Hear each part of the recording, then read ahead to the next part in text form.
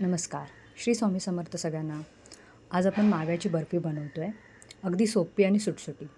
सर्वप्रथम कढईमध्ये पाववाटी तूप आणि त्याच्यामध्ये 1 वाटी गव्हाचं पीठ चांगलं खमंग भाजून घ्या.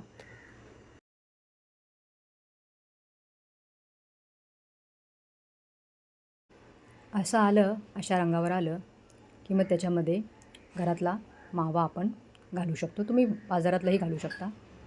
त्यानंतर चांगला तो ढवळून घ्यायचा, सगळीकडे एकसारखा पूर्णपणे असा मिक्स करून घ्यायचा. छान.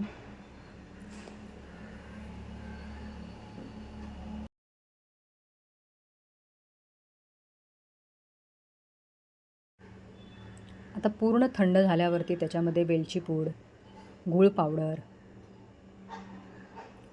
मिल्क पावडर सगळं हे घालून छान एकजीव करून घ्यायचं.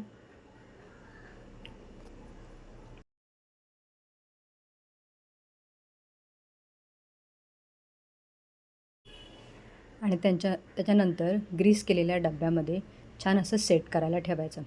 1 तासभर तुम्ही सेट करायला ठेवल्यानंतर त्याच्यातच वड्या पाडायच्या त्याच्या.